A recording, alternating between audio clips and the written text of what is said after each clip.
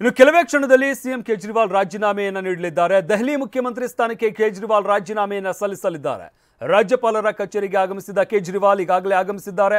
ಸಕ್ಸೇನಾ ಭೇಟಿಯಾಗಿ ರಾಜೀನಾಮೆ ಸಲ್ಲಿಸುವ ಕೇಜ್ರಿವಾಲ್ ನೀವು ವಿಚಾರಕ್ಕೆ ಸಂಬಂಧಪಟ್ಟಂತೆ ಈಗಾಗಲೇ ಮಾಹಿತಿಯನ್ನು ನೀಡಿದ್ರು. ರಾಜೀನಾಮೆಯನ್ನು ನೀಡುವಂಥ ವಿಚಾರಕ್ಕೆ ಸಂಬಂಧಪಟ್ಟಂತೆ ಸದ್ಯಕ್ಕೆ ಬೇಲ್ ಮೇಲೆ ಹೊರಗಡೆ ಇರುವಂತಹ ಕೇಜ್ರಿವಾಲ್, ಇನ್ನು ಸುಪ್ರೀಂ ಕೋರ್ಟ್ ಕೂಡ ಒಂದಷ್ಟು ಆದೇಶಗಳನ್ನು ನೀಡಿತ್ತು.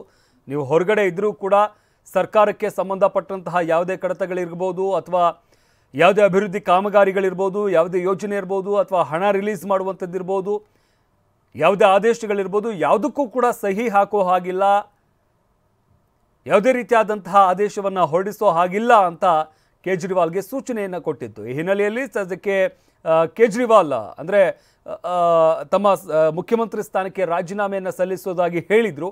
ಇವತ್ತು ಅವರು ಸದ್ಯಕ್ಕೆ ರಾಜ್ಯಪಾಲರನ್ನ ಭೇಟಿ ಮಾಡೋದಕ್ಕೆ ಈಗಾಗಲೇ ಆಗಮಿಸಿದ್ದಾರೆ. ಇಲ್ಲಿ ಗಮನಿಸ್ತಾ ಇದ್ದೀವಲ್ಲ ಈ ದೃಶ್ಯಾವಳಿಗಳು, ರಾಜ್ಯಪಾಲರ ಕಚೇರಿಗೆ ಕೇಜ್ರಿವಾಲ್ ಆಗಮಿಸಿರುವಂಥದ್ದು. ರಾಜ್ಯಪಾಲರನ್ನ ಭೇಟಿ ಮಾಡಿದ್ದಾರೆ, ಅಲ್ಲಿ ತಮ್ಮ ರಾಜೀನಾಮೆಯನ್ನು ಸಲ್ಲಿಸಲಿದ್ದಾರೆ.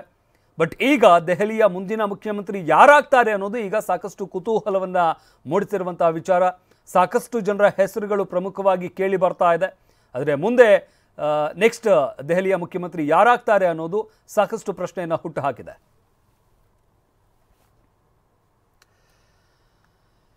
ಇನ್ನು ದೆಹಲಿ ಸಿಎಂ ಅರವಿಂದ್ ಕೇಜ್ರಿವಾಲ್ ಮನೆಗೆ ಅತಿಶಿ ಆಗಮಿಸ್ತಾ ಇದ್ದಾರೆ, ಕೆಲವೇ ಕ್ಷಣದಲ್ಲಿ ಆಗಮಿಸಲಿದ್ದಾರೆ. ಬಟ್ ಅವರು ಮುಂದಿನ ಮುಖ್ಯಮಂತ್ರಿ ಆಗುವಂತಹ ಸಾಧ್ಯತೆ ಕೂಡ ಹೆಚ್ಚಿನದಾಗಿರುವಂಥದ್ದು. ಅಂದರೆ ಅವರ ಹೆಸರೇ ಪ್ರಮುಖವಾಗಿ ಕೇಳಿ ಬರ್ತಾ ಇದೆ. ಈಗಾಗಲೇ ದೆಹಲಿ ಸರ್ಕಾರದಲ್ಲಿ ಸುಮಾರು 14 ಖಾತೆಗಳನ್ನು ಅವರು ನಿಭಾಯಿಸ್ತಾ ಇದ್ದಾರೆ. ಅದರಿಂದಾಗಿ ಅವರೇ ಮುಂದಿನ ಮುಖ್ಯಮಂತ್ರಿಯಾಗಿ ಅಧಿಕಾರ ಸ್ವೀಕಾರ ಮಾಡುವಂತಹ ಸಾಧ್ಯತೆಗಳು ಹೆಚ್ಚಿನದಾಗಿದೆ.